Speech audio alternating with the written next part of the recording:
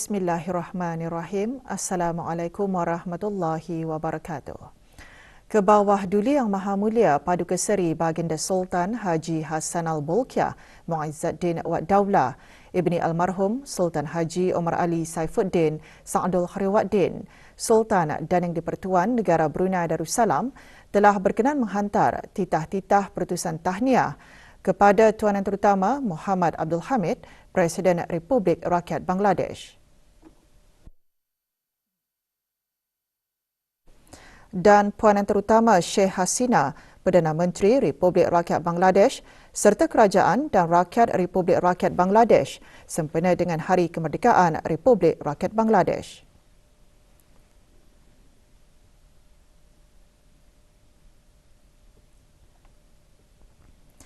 Mesyuarat pertama dari musim permesyuaratan ke-19 Majlis Mesyuarat Negara bersidang pada hari ke-16 kemarin dengan meluluskan peruntukan bagi Kementerian Pengangkutan dan Infokomunikasi berjumlah lebih RM163 juta. Sebelum meluluskan peruntukan tersebut, Dewan mendengarkan mukadimah usul belanjawan kementerian berkenaan. Yang Berhormat Pengiran Datuk Seri Setia Syamhari bin Pengiran Datuk Paduka Haji Mustapa, Menteri Pengangkutan dan Infokomunikasi, dalam mukadimahnya mengetengahkan 10 petunjuk prestasi utama yang dikemaskini dan dikenal pasti untuk terus dipantau.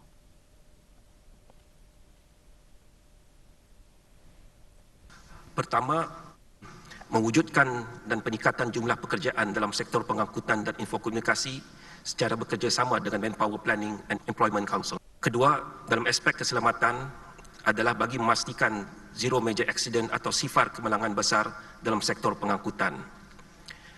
Ketiga, zero major incident atau sifar insiden security besar bagi perkhidmatan perkongsian ICT kerajaan. Keempat, memastikan pematuhan terhadap piawaian keselamatan di dalam operasi pengangkutan dan juga sektor infokomunikasi.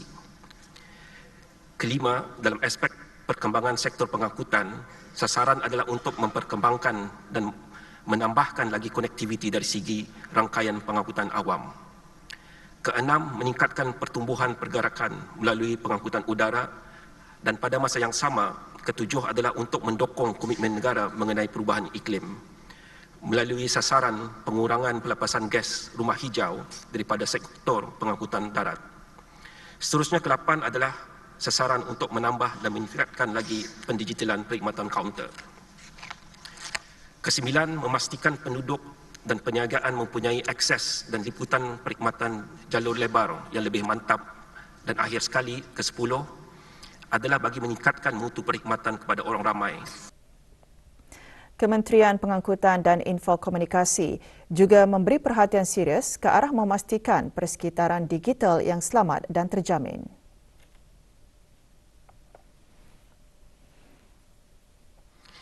Ini adalah selaras dengan Pelan Induk Ekonomi Digital di mana security cyber adalah salah satu pemboleh strategik atau strategic enabler untuk mendukung ekonomi digital, khususnya bagi memastikan data, infrastruktur dan rangkaiannya adalah terpelihara dari ancaman keselamatan cyber. Sebagai satu gambaran mengenai ancaman ini, sepanjang tahun 2022, BRUSET, sebuah satu agensi di bawah Cyber Security Brunei, telah menerima sebanyak 496 laporan kes. Dari jumlah kes-kes ini, 33% adalah kes berkaitan dengan media sosial, 20% adalah kes-kes berkaitan scam dan selebihnya merangkumi kes-kes berkaitan malware, hacking, cyberbully dan sebagainya. Usaha pembangunan industri ICT khusus bagi meningkatkan kemahiran dalam teknologi terkini juga diberi tumpuan oleh Kementerian Pengangkutan dan Infokomunikasi.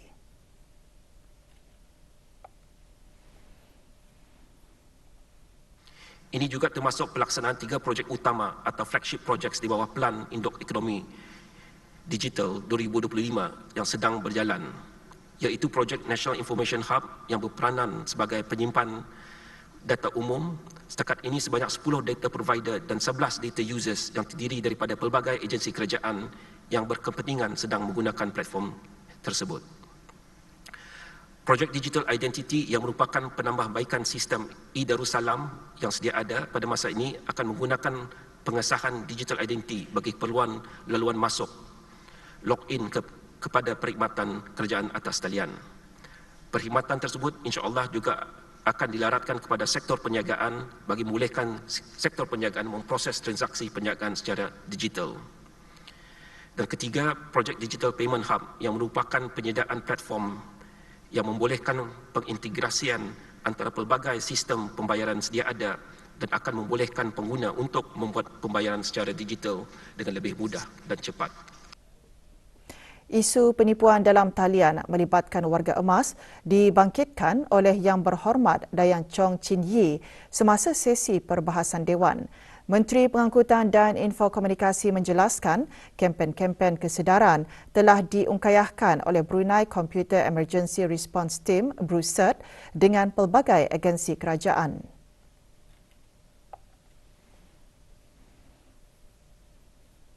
Beberapa siri taklimat yang melibatkan warga emas telah diadakan, sama ada dibuat oleh CSB, BRUCERT secara bersendirian atau bersama-sama dengan agensi-agensi kerajaan yang lain.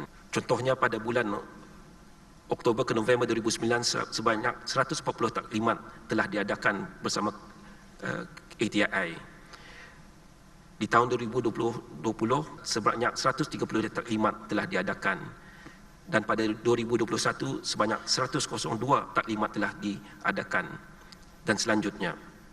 Oleh yang demikian, usaha ini akan digandakan lagi khususnya dengan bagaimana outreach dapat mencapai more audience lah dalam segi meningkatkan kesedaran orang ramai mengenai dengan ancaman-ancaman khususnya daripada cyber security dan juga scam yang berlangsung pada masa ini.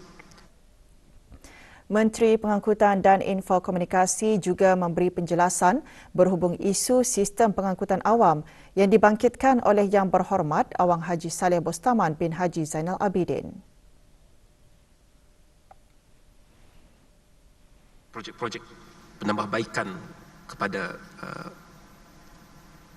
perhentian-perhentian bas dan seumpamanya akan terus dijalankan, termasuk juga bas terminals yang terletak di Pekan Tutong dan juga mewujudkan bas terminal di Pekan Bangar dan seumpamanya. Pada masa yang sama mengenai dengan app, pada masa ini dengan kerjasama dengan kerajaan Jepun, kita ini telah melaksanakan Smart Mobility Operation Cloud, SMOC, yang mana telah dalam penyediaan bas Passenger Information System yang memberikan maklumat mengenai keberadaan sebuah bas tersebut dan juga laluan-laluan yang digunakan oleh bas-bas tersebut. Dewan menangguhkan sidangnya dan akan disambung esok pukul 10 pagi. Jabatan Perkhidmatan Awam Jabatan Perdana Menteri memaklumkan bahawa ke bawah Duli Yang Maha Mulia Paduka Seri Baginda Sultan dan Yang di-Pertuan Negara Brunei Darussalam telah memperkenankan bagi Yang Mulia Pengiran Muhammad Amir Mubarak bin Pengiran Haji Hashim, penolong pegawai daerah Temburong di Pejabat Daerah Temburong, dinaikkan pangkat sebagai pegawai daerah Temburong di Pejabat Daerah Temburong, Kementerian Hal Ehwal Dalam Negeri pada 31 Oktober 2022.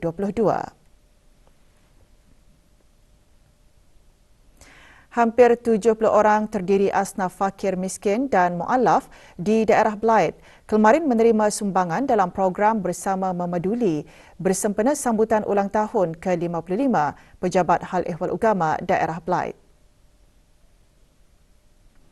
Sumbangan disampaikan secara pandu lalu oleh Awang Haji Amirul Hafizin bin Haji Muhammad, pemangku pegawai daerah Blyth. Sumbangan berupa makanan asasi hasil sumbangan orang ramai di sekitar daerah berkenaan dan warga Pejabat Hal Ehwal Ugama semasa program Bersama Memaduli. Pengagihan sumbangan keperluan asasi yang sama akan diadakan pada 27 Mac ini dengan menghantar barang keperluan tersebut ke rumah-rumah peserta yang terpilih.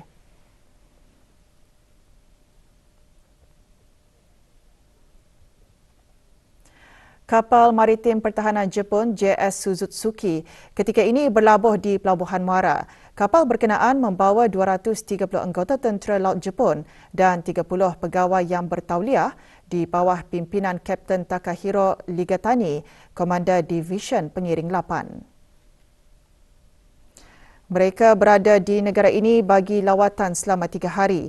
Juga menyertainya Tuan Suda Atsushi, kuasa usaha sementara kedutaan Jepun di negara ini.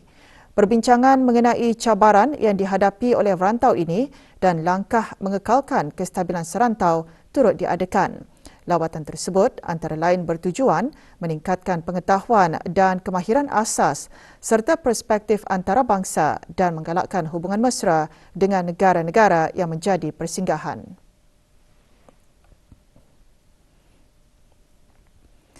Juara bagi pertandingan kemahiran dalam bidang Information Network Cabling dari IBTE Kampus Sultan Saiful Rijal School of Aviation bakal mewakili negara Brunei Darussalam ke pertandingan WorldSkill ASEAN 2023 di Singapura pada bulan Julai tahun ini. Mengongsikan persiapan menjelang pertandingan tersebut, Awang Daniel bin Serani berharap agar dapat memperoleh ilmu dan menambah pengalaman serta kemahiran beliau. Akan melakukan latihan secara intensif selama 2 bulan ataupun 3 bulan. Harapan saya adalah untuk menimba ilmu dalam masa yang sama dan juga mengambil pengalaman semasa bertanding di luar negara. Dalam masa yang sama membawa pulang pingat. Pertandingan akan memberi peluang kepada peserta bagi mempamerkan bakat dan kemahiran dalam pembinaan infrastruktur rangkaian telekomunikasi seperti rangkaian kawasan setempat dan pusat data.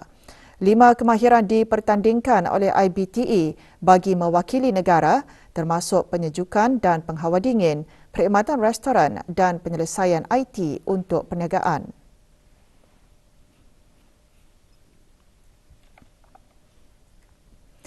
Dalam usaha bagi meningkatkan pengetahuan dalam penggunaan air dalam kalangan pelajar, Jabatan Perkhidmatan Air Jabatan Kerja Raya mengadakan taklimat mengenai program penjimatan air. Taklimat berlangsung di Sekolah Rendah Mata-Mata. Taklimat disampaikan oleh Dayang Amal Akilah binti Haji Muhammad Nuril Ham, Jurutera Unit Penjimatan Air, Jabatan Perkhidmatan Air. 27 buah sekolah dipilih untuk menyertai program berkenaan. Di samping taklimat, program juga dimuatkan dengan aktiviti mewarna berkaitan penjimatan penggunaan air.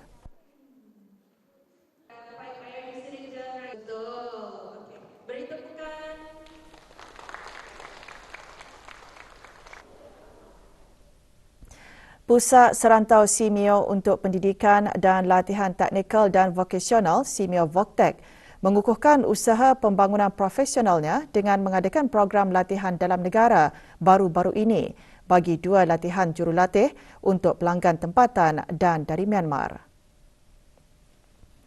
29 orang alumni mengikuti latihan berkenaan yang diadakan pada 3 Mac lalu terdiri daripada pemudah cara TVET dari pelbagai institusi vokasional dari Myanmar yang berjaya menamatkan program latihan dalam negara mengenai pengurusan institusi TVET dalam tindak balas bagi revolusi industri 4.0. Kursus latihan dikendalikan oleh Dr. Jayapriyah Kasinatan, pengurus latihan dan pembangunan profesional Pusat Simeo yang menyentuh tentang meningkatkan kesedaran mengenai impak revolusi industri 4.0 kepada kecemerlangan institusi dan kelestarian pemimpin dan pengurus TVET.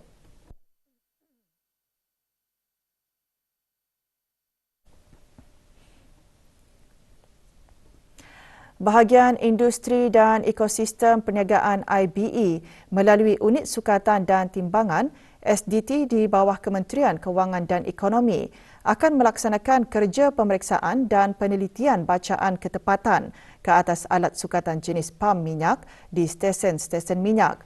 Dengan mengambil kira keselamatan dan kesejahteraan orang ramai serta tenaga kerja yang terlibat sepanjang penelitian tersebut, stesen-stesen minyak akan ditutup bermula pukul 9 pagi hingga selesai dengan anggaran pelaksanaannya sekitar 2 jam. Kami kongsikan jadual penutupan sementara stesen-stesen minyak pada bulan April 2023.